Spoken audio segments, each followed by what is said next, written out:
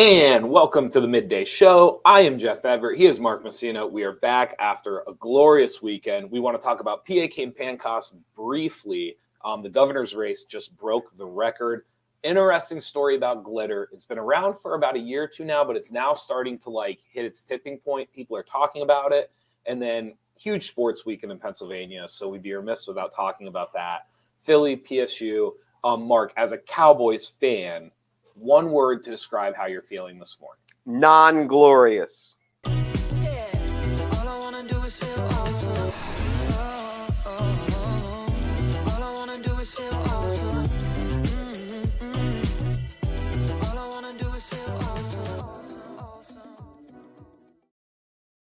Mark, how you feeling today? I mean, you said it was a glorious weekend? It was a glorious weekend. Was it? I was in beautiful Geneva, New York, the lake, the leaves. I mean, it was really, really nice. It was better than really nice. It was glorious. It was like mid-high 60s. It was just really, really nice. You know where it wasn't really, really nice? Where's that? Ann Arbor, Michigan. No. And South Philadelphia, born and raised. Yeah. Well, for those people, it was nice. For me, not so nice. For you, it was rough. It was not. It was not good. A good second half. At least I didn't. Yeah. So anyway, we're gonna get to it. I'll tell you what my weekend wasn't. My weekend wasn't terribly expensive, but if you're Shapiro and Mastriano, the cost is just adding up higher and higher. There was a news story that broke last night. The campaign finance record in Pennsylvania was broken with this governor race this past weekend. Just some numbers for you.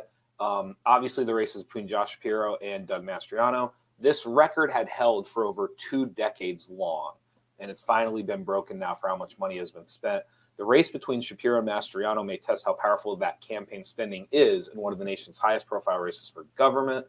One candidate has spent more money than any other gubernatorial nominee ever in Pennsylvania, and that is Josh Shapiro. It has to be Shapiro. Yes. Yeah.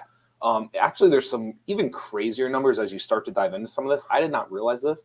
So far, according to the state, Shapiro has outspent Mastriano by over 16-1 in this campaign cycle of 2021 and 2022. I was going to say, I don't see anything for Mastriano. I had read that Mastriano was out of money. And Yes. Also, if you are a Republican political supporter, whether you're in Pennsylvania, whether you're not in Pennsylvania, you're just trying to help, wouldn't you throw all your money at Oz right now because you think he's got a chance?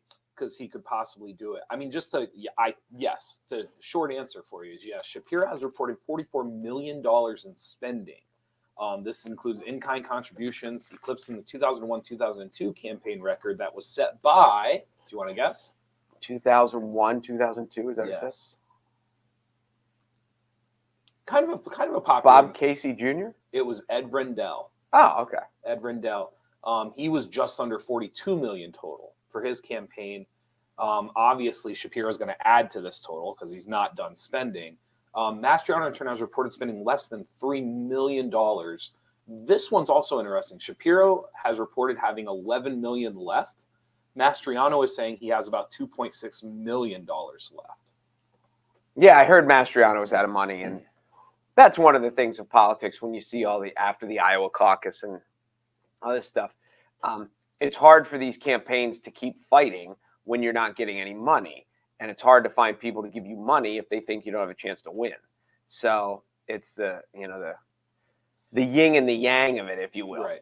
The interesting part is, for me, you always bring this to my attention, and I'm glad you do, because I kind of forget that it exists.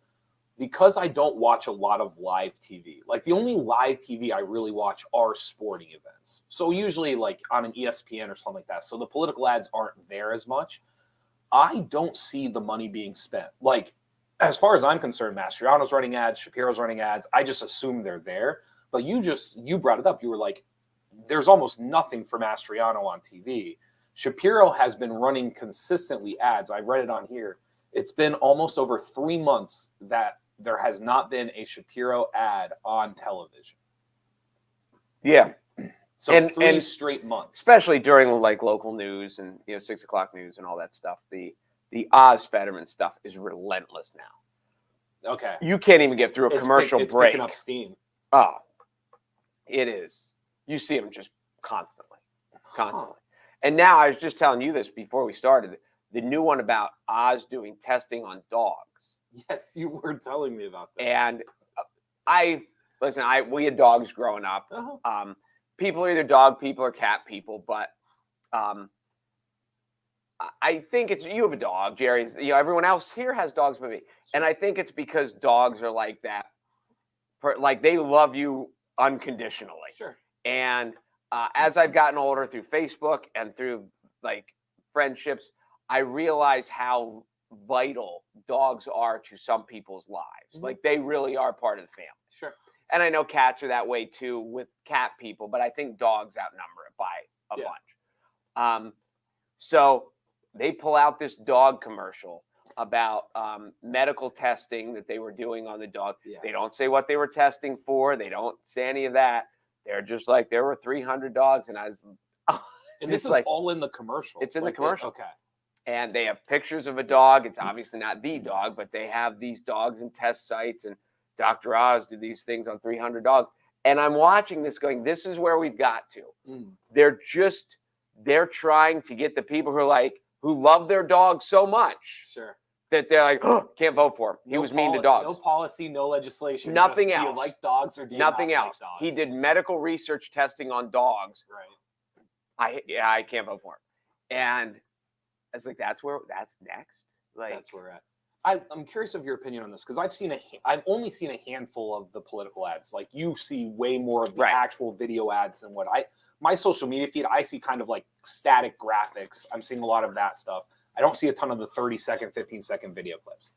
Whenever I see one, I feel like I just got into a time machine and went back to like 1998.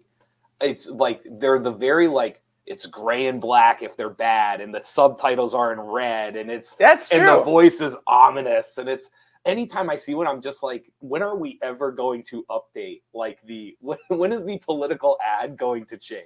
That's a good question. It's like getting into a time machine when you see one. For me, it is because I'm not seeing them every day. Could you see that? Like, what's your dad do for a living? He's the ominous voice in political ads. Like, that's all he does? Yes. That's it. He is the ominous voice. He works once every 4 years. I think it's been the same guy. It's probably been the same guy. That's what he does. It is. But it is also, I'm not saying funny isn't the right word, but to see the responses, because they'll come out with one side comes out with something, the other side comes out with the other. They've attacked Fetterman on crime. Now Fetterman has a police guy who's rattling off his crime record and what he's voted on. And so it is the back and forth of the punch counter punch. Yeah, is interesting to see as it goes along. But they are, if you watch any news from like 5 o'clock through Wheel of Fortune, is basically when they are just peppering you. Interesting. During football games, it's not as bad. Yeah. But the news block, just hammers. Huh.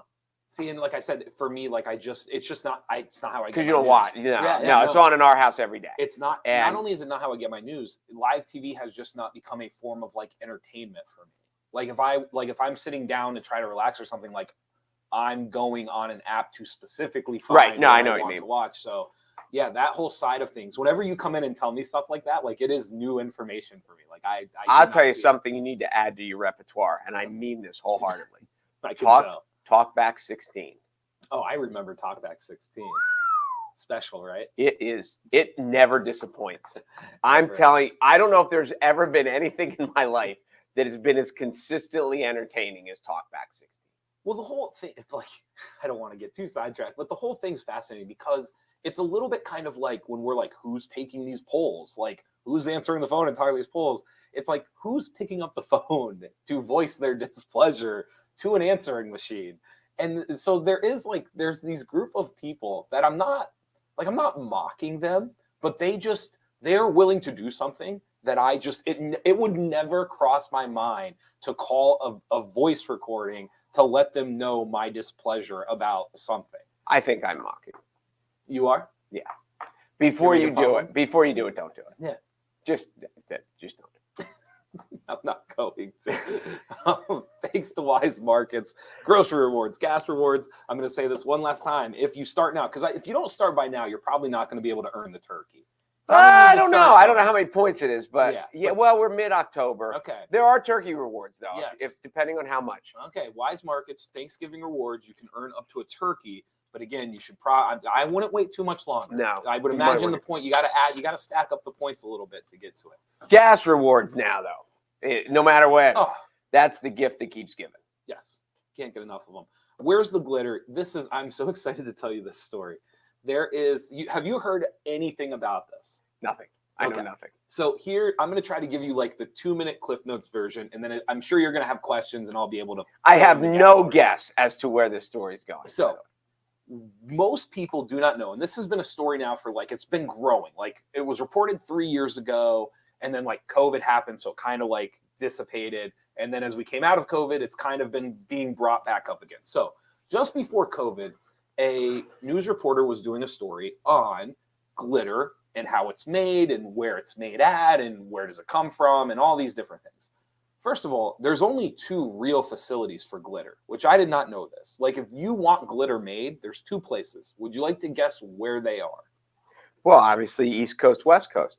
They're both on the East Coast. Really? Yep.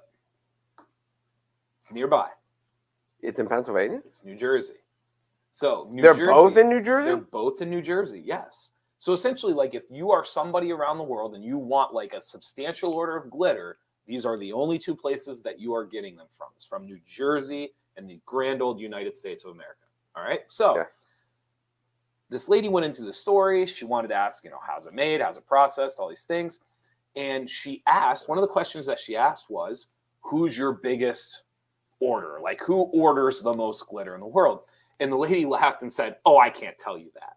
And the reporter was kind of like, what do you mean you can't tell me that? She goes, well, I can't. They don't want people to know. The reporter's like, what do you mean they don't want people to know? So this reporter went on this vast search. So the reporter tackled the lady and tickled her until she caved. I bet you she regrets not doing it because to this day, we still don't know who the number 1 order, person that needs glitter. What company, what manufacturer, who needs the glitter? The reason this is crucial is because we are running out of glitter. There is less and less glitter. Now, you say that because in your mind, glitter goes on cheerleaders' faces and in birthday cards. That's what when you think. And I hate it because when you open up the birthday card, you're like, all right, get the whisk broom. There's glitter. When you think of glitter, but there are thousands of case uses for glitter that you don't even realize. Something as simple as your license and how it reflects, things like that. Most licenses use some form of glitter, within the license. Really? Yep. Fishing tackles. I'm trying to think. Credit cards. All these different things in society. Buses, cars, paint jobs, things like that. Glitter is in all of these different things. Thousands of case uses for glitter that we just go through our everyday life and don't even think about it. Had no idea. There's also a case use for it in weapons and explosives and things like that. Has something to glitter bomb. Yeah, no, yes, an actual glitter bomb for real. So she obviously dug in. She tried to convince the person to say it. So one of the quotes that is kind of everyone has been on.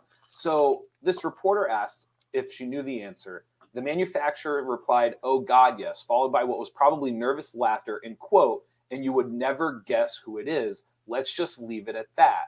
She added that you'd see some trace of glitter if you knew what it was. So why is this information not being shared? According to her, the company does not want people to know under any circumstance that they are using glitter. So the number 1 purchaser of glitter in the world, no one actually knows who it is. And they don't want anybody else to know that it is actually glitter that they are buying. So the whole thing right now happening on social media is trying to figure out who is buying this glitter and what is it actually being used for. And truly, there's a handful of people that actually know. No one actually knows where this glitter is going. And because there's only 2 manufacturers, it's not like you can go around and ask, right. It's like the formula for Coca-Cola. It's a trade secret that you can probably actually keep close to the vest. So do you have any guesses? What comes to, can you even? I wouldn't have guessed credit cards and driver's licenses. All of it has glitter. Yes. Some form of glitter being used in it. Is it because it's I mean, I just think of glitter as sparkly. Is there any other purpose of glitter? I was reading that a lot of your road signs, like Mhm. reflective at night, a lot of them have some form of glitter like into it.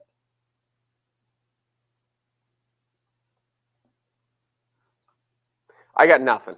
Yeah, it's pretty crazy. But think about this. They don't, it's just weird. Is there any way it shows up in food somewhere? It could be. I mean, it's possible. Are we drinking glitter? Wouldn't you, maybe. Wouldn't you think, though, wouldn't that come up in the FDA? Am I saying that right? Yeah. Food and Drug Administration? I feel like that would come up in like I feel like that'd be axed pretty quickly. Maybe I'm wrong. Maybe they're paid off and it doesn't matter. Maybe they're paid off. Everybody's paid off. I don't know. Yeah, pretty I don't know. But again, here's the other trick. They're running out. So whatever it is that they are making, whatever it is that they are using it for. So the world is about to change. Possibly. You might see a difference in something. So here's some of the guesses. Are you ready? Go ahead. Some people said toothpaste. So like when you use Crest on your toothbrush, you know how it isn't like a solid color, like it has the. So some people think that it might be toothpaste. Remember there was a study out a couple months ago about how most humans have like sources of plastic in their bloodstream. Mm-hmm. Yes. People are saying the reason that is not because of like fish or the food we're eating. They think it's because of our toothpaste. They think that's what's giving Crest and these different things the sparkly. Interesting. Mm-hmm. Very, very interesting. Another one is they believe that it's the military. They think the military uses it for different weapons and explosives, and they don't want the rest of the world to actually know that that's like one of the key ingredients. Cheap, it's cost effective. They don't want the rest of the world to know that they're actually using glitter in their weapons and explosives. Okay. Makes sense. So that's another one. This one is really, really interesting. Are you ready for this? More and more beaches are running out of sand. Have you heard about this? Has been going on now for like 5 years. Okay. People are claiming because it goes home on your feet and then you take a shower and you wash it off. Yeah. People are saying that they are using different colored glitters to essentially fill the sand at beaches.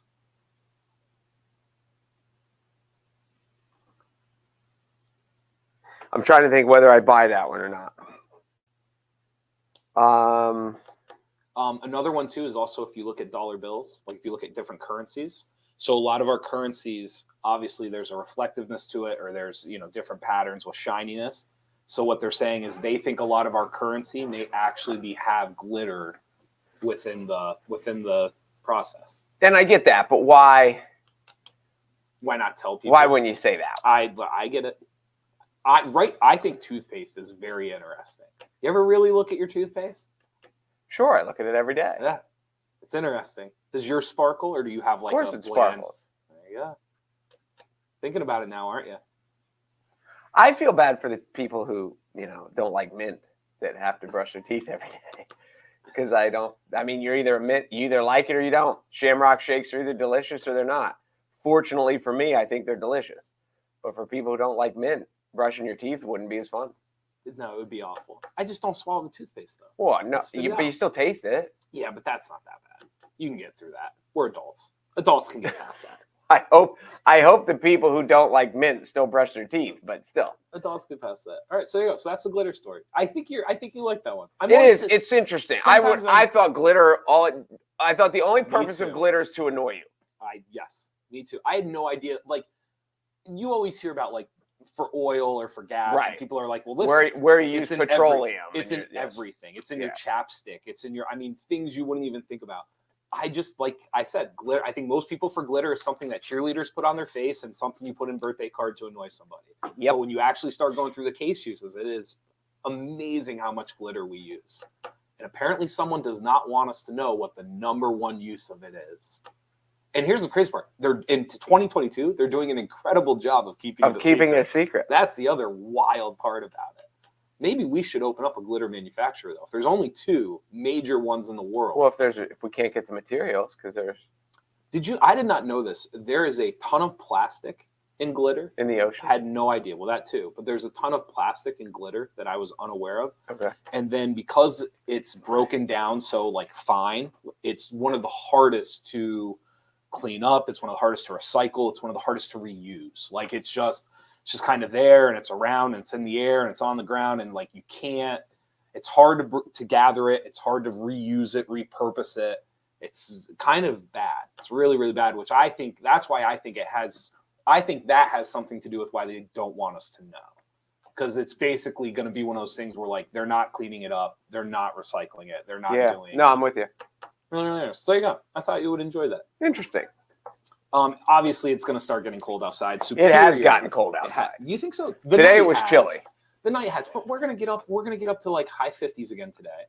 Are we? Yeah, I think we're getting up to high 50s again. Am I wrong? No, I mean the days are listen, they're numbered. Good. I agree. We're getting closer and closer. Superior plus Energy Services. Yeah, you're right. High 50s. Yeah, we're gonna get, and then this week's supposed to be not bad. I think we're getting holy into the 60s cow. a little bit. Tomorrow Wednesday it's not supposed to get to 50. So tomorrow and Wednesday are going to be cold. But then at the end of the week, starting Saturday, at least according to my phone, 66, 68, 65, 67, 65. So winter is upon us. Be sure to reach out to Superior Plus Energy Services. They can help you out with your residential needs, keeping you warm, especially with their Superior Plus Propane. Propane. Speaking of things that are warm right now, Philly is on fire. It is incredible. Yes. It would be enjoyable to be a Philly fan right now. I am not, but I can assume. The whole city, just so for anybody who doesn't know, the Eagles are 6-0. The Phillies are miraculous. Miraculous might be a little strong, but they made it to the conference finals series, and they shouldn't be there. Is that a fair way to put it? I mean, given the math and the odds would say they should not have gotten to where they got to. Well, baseball has been the slowest to expand the playoffs. Mm-hmm. There was an old traditionalist aspect of it, and in every sport, we talk about with March Madness, the 1 year UConn won the national title in men's basketball. They were 9th in the Big Ten. Sure. The more you expand the playoffs, the more it waters down the value of the regular season, and you're just looking for a team that gets hot at the right time. Baseball, they expanded it during COVID because and then they left it. So now you have 12 teams in the playoffs, which is just like football. Mm-hmm. Hockey and basketball have 16 teams, and right under any of the old systems of pre-COVID, the Phillies wouldn't have got in. San Diego wouldn't have got in. They are the 5th and 6th seeds, and they got hot and they won. We talked about it last week because this is the first time we've got to this.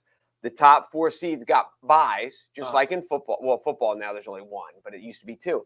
But in football, it was always a good thing because you could rest and you were home. Mm-hmm. And football, I think football and basketball are the home court or the home field is way more important than sports like hockey and baseball. And so these teams that like the Phillies and the Padres, they had to survive. But once they survived, they've been playing. They're on a little bit of a roll. They're confident. The nervousness is gone. And now you're going to play these teams that have sat home and twiddled their thumbs for a week. Yeah. And I said it was going to be hard. The Astros swept, but the Braves are out. The Dodgers are out, who are the best team in like baseball history almost.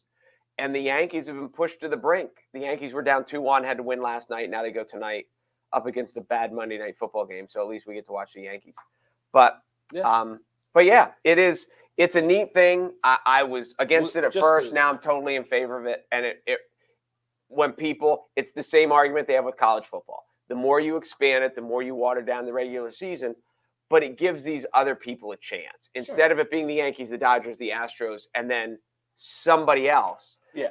It'll give us in college football, it won't just be Clemson and Alabama and Ohio State. Well, keep that thought in mind. To wrap up the Philly thing, obviously the Eagles, obviously the Phillies, and then the Sixers right now are like a top 5 bet to win the NBA Finals.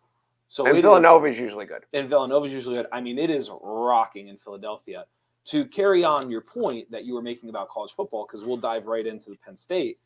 I think Penn State, obviously, tough loss at Michigan. I would argue the score could have been worse than what it actually ended up. I actually think they were fortunate they scored the points they did. Obviously, there's going to be people talking about Franklin. There's going to be people talking about Sean Clifford.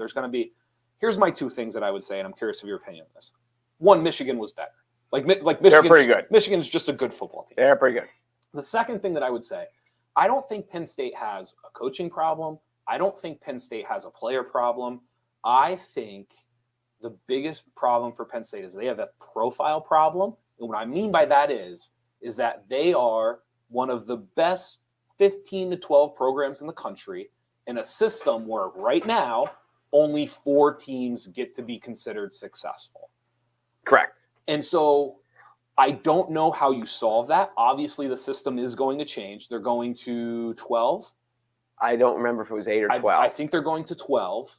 So, I mean, if you're Penn State, do you just have to wait it out? Because everyone's going to say new coach. Everyone's going to say new quarterback. Everyone's going to, like, Right. People are going to lose their mind. And I get it. Like, it's a tough loss. It's not, that's why they're called fans. And you have every right to be fanatical. I'm just saying, though, like, I still think Penn State's a top 12, top 15 football program in the country. And just because the system dictates only 4 people are successful, I don't think it's a reason to jump off the ship. My opinion.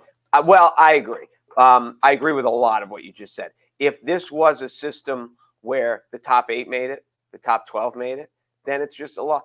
Like, people ask me, how are you doing today after the Cowboys lost in Philadelphia? Mm-hmm. Listen, we played an awful first half. Mm-hmm. But, like, when you look at the schedule, we're supposed to lose in Philadelphia. Sure. We hope we split with them. That's the hope. So when Penn State looks at this, going to Michigan's a tough.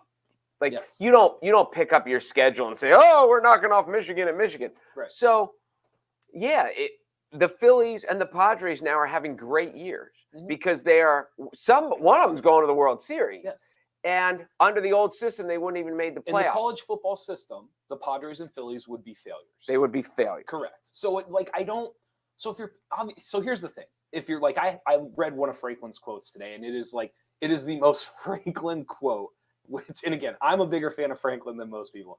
It is the most Franklin quote ever. Just like, listen, like, we're not going to talk about right after a loss. We're not going to talk about fixing it. Like, we love each other. We're going to pat each other on the back. We're going to get on the bus. We're going to take care of each other first. And then we're going to go watch film and figure out how do we fix this. It's just typical Franklin stuff. Really. But if you're Franklin, I mean, a part of you's got to be thinking what I just said. Like, a part of you's got to be saying to yourself, like, no matter what happened on the football field, we are one of the premier dozen football programs in the country. And it is not our fault that only 4 of them are deemed successful. It's so elite. Yes. I agree with you. But how do you, if you're him, I guess what I'm asking you is, how do you say that if you are him you can't. Without it coming like sour milk? You can't, because people are like, well, we want to be Ohio State. And no, I one of the things that I was thinking, because I knew people were going to go ape poop about Franklin. They're going to be calling for Matt Rule. Sure. I'm sure they already are. Right. And which I don't know why anybody would want Matt Rule. Well, right he now. did. He's done really well in college. Just an opinion. He's done really well. People deserve second chances, but I don't know why that's the move. There's lots of guys. Nick Saban didn't do well in the NFL. There are lots of people that did really well in college. But anyway, be that as it may, like, they're in the top 10, and Penn State was unranked at the beginning of the season. Mm-hmm. Every year, Franklin seems to get them in the top 10. Yes. Last year, they were doing better. Clifford got hurt at Iowa and things fell apart. But be that as it may. Can I give you a conspiracy real quick? This is my 10, 15-second conspiracy. Penn State getting into the top 10 every year is good for only one. Who is it good for? Who is it good for that Penn State always finds a way to get into the top 10? I would think it's good for recruiting. It's good for the Big Ten. Because now, when Michigan and Ohio State knocks them off, it's a top 10 win. And now you're guaranteeing a spot in the playoff. I think there's Penn State finding ways to get in the top 10 early on feels very like Big Ten kind of like serving. This one wasn't early on, though. This took them 6 weeks or whatever. But this is early. This started is in the first unranked. half of the season. I get it. This is the first half of the season. I just looked at, these are the things that I looked at. When you're talk out about that conspiracy, you're not feeling that one. No, okay. I mean, preseason rankings screw some things up. But who are the other consistently good programs in the Big Ten? Wisconsin, they suck this year. Mm-hmm. Michigan State, they suck this year. Mm-hmm. Oklahoma just lost a game 49-0. Right. LSU paid $1 billion to get Brian Kelly, and I don't even think they're ranked. Mm-hmm. So, like, when you look around, there's some resurgence. This is an interesting year. Kentucky's good. Both the Mississippi teams are good. Tennessee. USC and UCLA are good. Tennessee's a top 5 team now.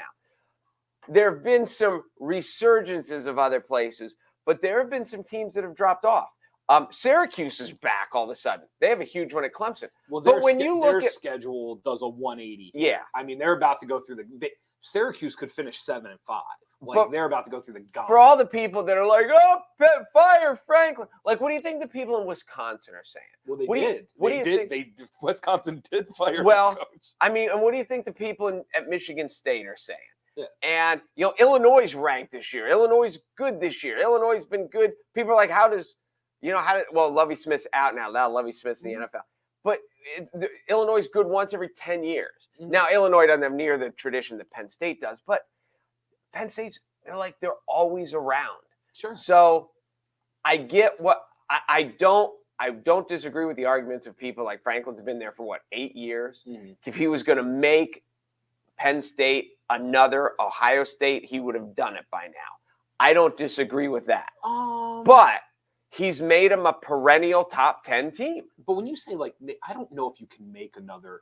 I think there's always going to be 3 or 4 that are getting the majority of the 5-star recruits. I don't know if you can just make another. In order to become one, the other has to go away. You can't become Ohio State without Ohio State stepping aside. Well, but because there's only when you start beating Ohio State, then they step aside. I get that, but there's only. I think even if you beat Ohio State 1 or 2 years, do you think Ohio State's not getting 5-star recruits then? Well, things go cyclically. Maybe. Florida, for a long time, Florida State just dominated college football. Now they don't. I like you said, it's all cyclical, and I don't disagree with that. I think the Alabamas, the Ohio States, Clemson is kind of there. Georgia has found its way there. There's only going to be 4 or 5 schools that are getting these 5-star recruits. They just are. Now, the advantage that the other schools have is they might be able to keep a 4-star for a 5th red shirt year, whereas the best player at Alabama 2 years and is out. Yeah. So now if you're Tennessee, you're developing these kids for an extra 2 years. Is that the way you combat the fact that you're not getting these 5-star guys? I just think for Penn State, I don't know if I think for them right now, I think they're the 3rd best program in the Big Ten. I say that with full confidence. And if you're the 3rd best team in the Big Ten and you're going 10-2, 11-2, and the playoffs expand to 12, 16 teams over the next, 2 to 10 years, you're in. You're set. You're in. You're set. You're in. And then it just comes down to does someone pop? Do you find a Barkley and he pops? Do you find a quarterback and it pop? I think Penn State's problem isn't even their problem. I really believe that. Well, I'm with you. I think it's a profile system problem of what is deemed successful, and there only 4 teams are ever going to be successful in this system. I'm with you. Yeah, I agree. So there you go. And you don't have what did I see? Penn State hasn't beaten a top 10 straight top 10 losses. I thought they said they haven't won a game against a top 5 team in the AP poll since 1995. Oh, well, that might be true. The other one that's going around is their last 10 games against a top 10 team they have lost. I mean, one of them, whatever I saw, maybe it was top 5 on the road, maybe it was just top 5 in general, but the stat was 1995. Mm-hmm. That's way before Franklin. That's still Paterno still had many years after that. Absolutely. So just to say well, Franklin didn't, it's been a while. And they, through the end of the 90s and the early 2000s, were bleak. People think right now they're upset because there's something in 1. What are they, 5-1, whatever they got crushed by Michigan. I give you that. But they had, what were they, 3-9, 4-8. I still, it's all to me, it's contextual because I hear that they've lost 10 straight top 10 games. And I'm like, that's rough. I would love to see how many other teams in the country have lost their last 10 games against a top 10 team. And how competitive were they? Because there's a lot of schools that probably haven't played 10 top 10 teams. Right. And so it's just, and they're, listen, you're telling me the Vanderbilts of the world haven't lost 10 straight games to top 10 teams. It's all contextual and how you base it in. So I don't know. Maybe I'm making excuses for them, but I just don't think the system is made for them to be deemed successful. It is tough. They are waiting for Ohio State. They're waiting for something really bad to happen at Ohio State. They thought it did. I mean, the Meyer thing kind of came and went, and it was kind of. They just kept rolling right along, and they got another assistant. And it'll be interesting to see what would happen if Ohio State got a rash of injuries and unlucky, and 1 year ended up 7-5. Yeah. Does 1 year take the bloom off the rose? Yeah, I don't know. Yeah. Alabama's going to be interesting the rest of the way. Alabama almost lost 2 weeks ago to Texas A&M at home. Came down to last play at the goal line. Yeah. Now they just lost to Tennessee. So at the end of I mean, Alabama could end up with 2 or 3 losses this year. I think my naive football opinion, I don't think people put enough weight. I don't think people understand the difference between a 5-star and a 4-star. Like, I don't think people understand that, like, when you get a Micah Parsons and it's a 5-star recruit, it completely alters what you're able to do. And, like, don't get me wrong, like, the 4-star recruit can be good. Like, they can develop. But, like, when you get a true 5-star talent, I mean, it is automatic. It is immediate. And, like, I think when you look at Alabama right now, like, Georgia's getting some of those 5-star recruits. Like, the number 1 recruit ended up going to Jackson State. Like, when you all of a sudden aren't getting the money's going to change everything. Correct. And when you all of a sudden aren't getting those 5-star guys that can just come in immediately and just it changes things. And to me, that's the biggest difference with Alabama right now is, like, they used to get a dozen of those guys every year, and now they're getting half a dozen. And so you can kind of see the disparity on the field. Right. No, I'm with you. And here, this is the other part of it too. I think there's a lot of football fans who think that, like, there's a 5-star recruit in every state. They're, like, on a normal year, there's 20 dudes in the country that are considered like a 5-star bona fide stud. Well, and they just don't exist. Yes. And before you had to promise these kids, I say promise, like, this is your best path to the NFL, and that's where you get paid. Now they can tell these kids, you just show up here and you'll get paid. Yeah. So, you get paid now. Don't worry about the end. Do you really want to go and sit behind this guy, and you can come here and you can be, and if you go someplace and you're the star, at wherever, at Alabama or Clemson, you're one of a few. Sure. Here you're one of one. Oh, absolutely. And you're our best recruit, and you're gonna make 7 figures before you even lace up your shoulder pads. This will be because I hadn't told you this story yet. I was watching at a Penn State tailgate. And the running back for Penn State, their new recruit, Singleton. He's a 5-star running back recruit. And the last couple of years, Penn State has struggled at running back. Like, they just haven't, ever since Barkley left. You just don't. And I remember the first couple of times Singleton touched the ball. And listen, he's got a ways to go. But the first couple of times he touched the ball, it was kind of like, oh yeah, like, that's what, like, not that he looks like Barkley, but it's like, that's a 5-star running back. Like, that's what it looks like when you have one of those guys. And you can just see it when Singleton touches the ball. Like, it's different than when everyone else touches it. I just don't understand why they can't dominate up front. Penn State? Their offensive line has just not, for years. It just hasn't been like an ass-kicking group. Yeah. I don't think that's Franklin. Franklin's about speed. It's about, like, he is different from other Penn State recruiters. Franklin's going to go south. He's going to get speed. Like, for him, it is how fast can you play? You would just think if you had a kid, all the dominant linemen in the Northeast would want to go to Penn State. Yeah. And, now they have the number 1 tackle out of Virginia coming in 2023. Now, but it's only one, it's one dude. But so it'll be, I don't know, it'll be interesting to see what they're. But see, those are the things, like Pitt's been ranked, and now Syracuse is ranked. And so and now, again, with the money, depending on who the boosters are, Maryland doesn't suck right now. No. And Maryland alum founded Under Armour, and Under Armour is a Maryland company. Yeah. So if he's shoveling some money towards the football program, I think he was a football player. Did you ever hear that story, how Under Armour got started? With Maryland? How just the company got founded? No. I'm pretty sure, you can look this up. I'm pretty sure this is it. It's a Maryland company, right? Yeah, he was a football player at Maryland. Okay. And he didn't like the fact that when it got cold and you wore sweatshirts, but then you sweated and it got so heavy. Okay. So he wanted to make a material that would keep you warm, but not absorb the water. Okay. So it was like in his grandmother's basement, it was him and some, like, textile engineering graduate that just did trial until they came up with, what's it called? Whisk.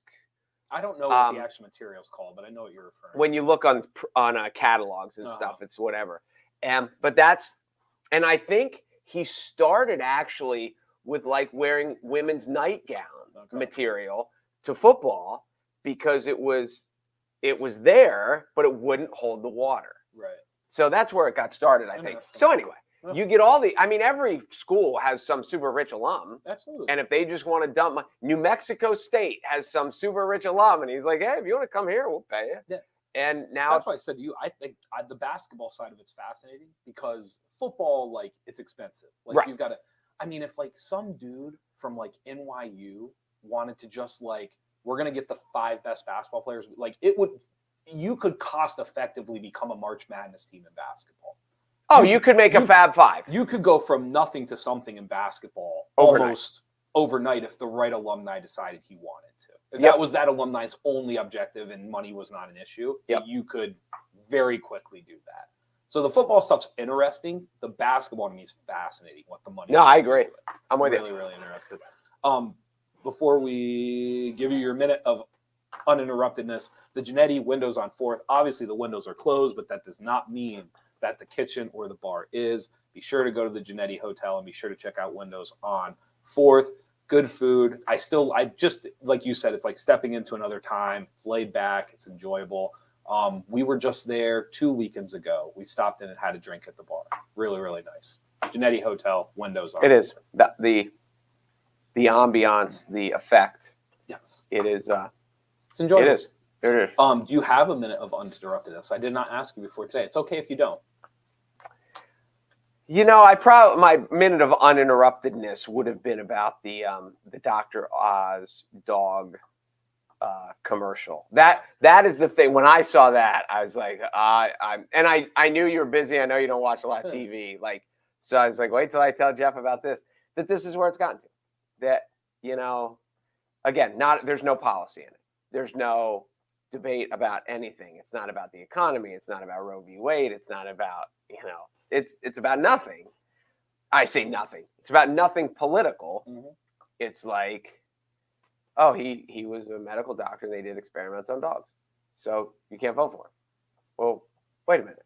They do. It's bizarre to me but it is 100% an emotion play. And is this where you would just think people are smarter than that to be like, I can't vote 100% on emotion.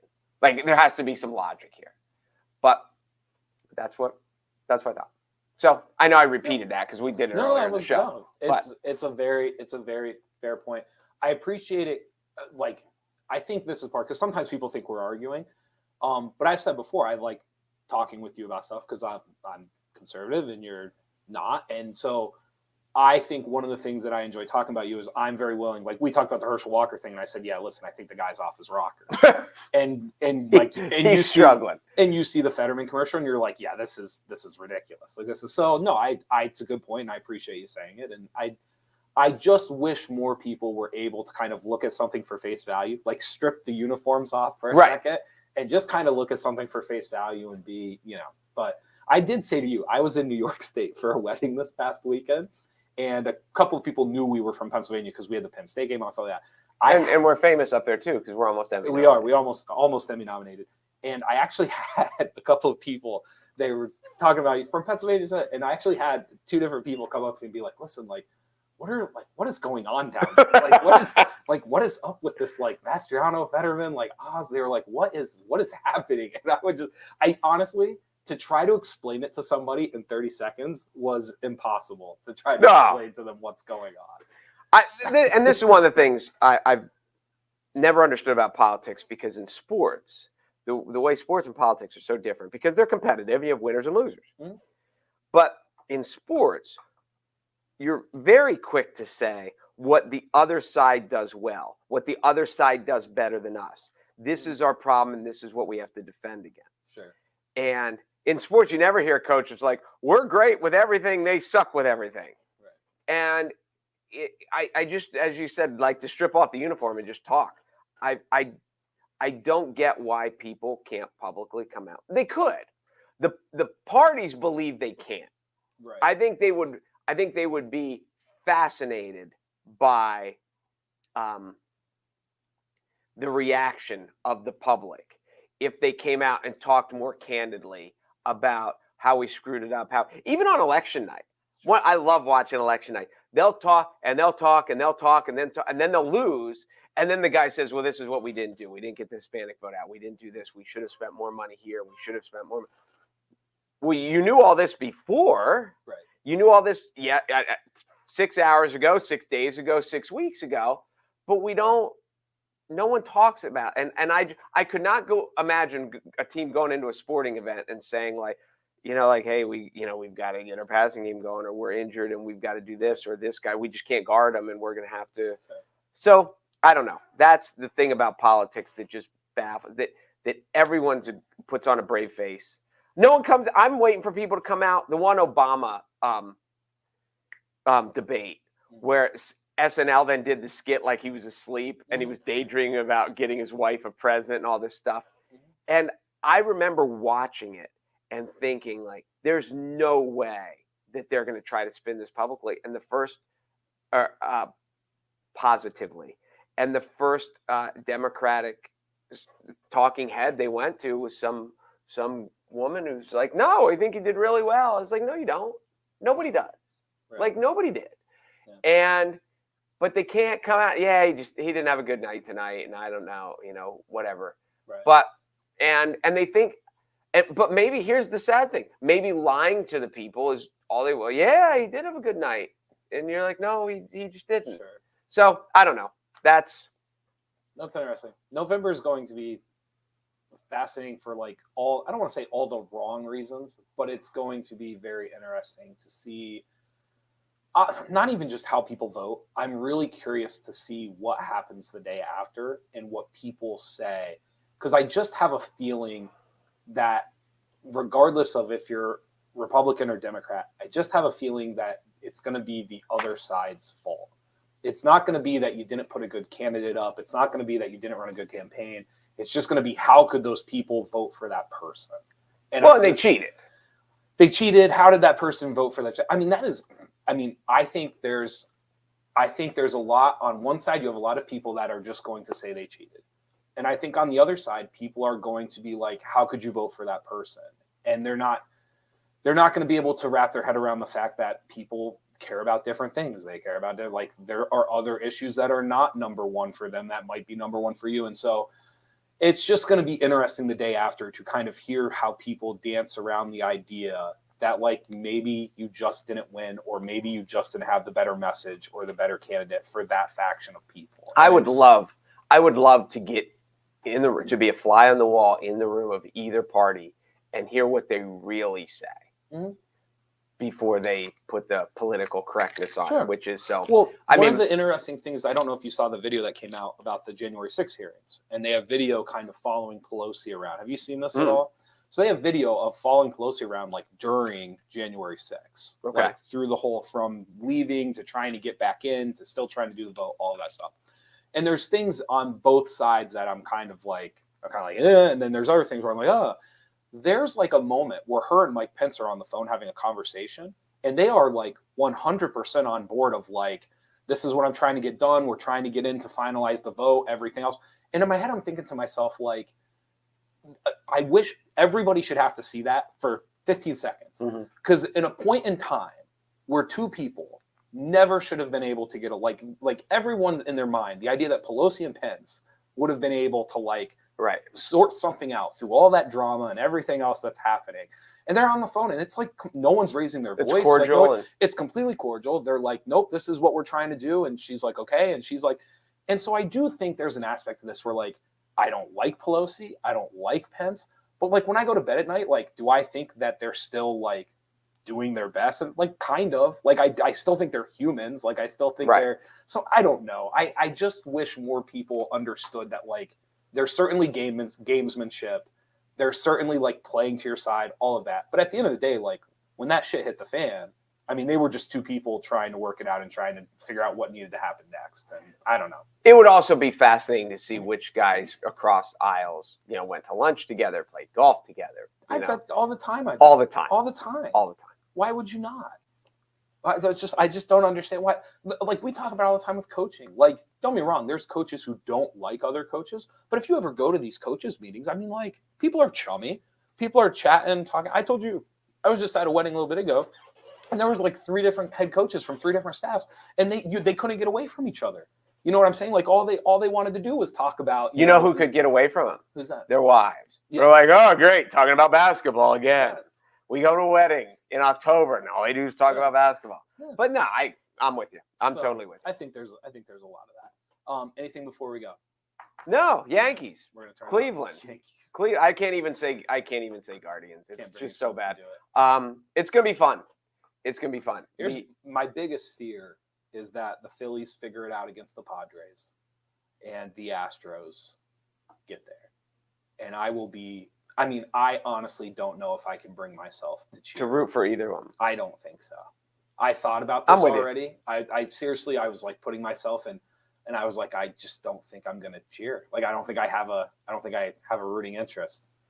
Yeah, it would be tough being a Braves fan. See, as a Yankee fan, I don't hate the Phillies. As a Yankee Oriole fan, I don't hate the Phillies. So you would cheer for the Phillies if it would be entertaining watching my Philly fans' friends lose their mind. I had one who told me on Friday when they were down. No, it was 1-1 going home, and he's just like, the Phillies just can't hit.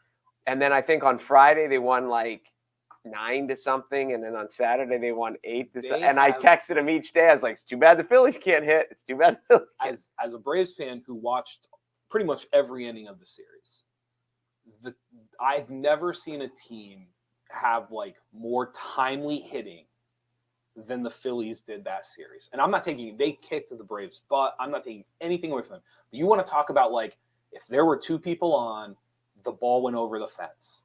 And it was like the time the Braves lost a game where the Phillies had 1 more hit and the Phillies had 1 more error, and the Braves lost 9-1. I mean, it was the timeliness of their hitting that series was spot on. At bats with runners in scoring position is the most underrated stat. It was incredible. And then I will tell the 30-second story. When that series first started, the Braves had 2 outs and 2 strikes with nobody on in the first inning of the series. And I said the inning's over. And what did I do, Mark? You texted me. I called you. Oh, you called me. We were on the phone. I called you to ask you some stuff about work. And I did that because I thought the inning was done. And then about 3 minutes later, I was like, hey, don't take this the wrong way, but there's a runner on third or first, and the Phillies are about to score, and I have to hang up on you because I'm pretty sure it's my fault. And I hung up, and 3 seconds later, the Phillies were rounding the bases. And so it's all my fault. It is not all your fault, but mostly. Yes. That mostly your fault. I took for granted that we had that first inning in the bag, and it was all downhill from there, essentially. I'm with you. Thank you guys for watching the Midday Show. Be sure to go to NorthcentralPa.com for all of your local news. And thank you again to Weis Markets for being our title sponsor. Grocery rewards, gas rewards, and now Thanksgiving rewards. Be sure to go to Weis Markets for all of your grocery needs. I'm Jeff Everett. He is Mark Messina, and we will see you guys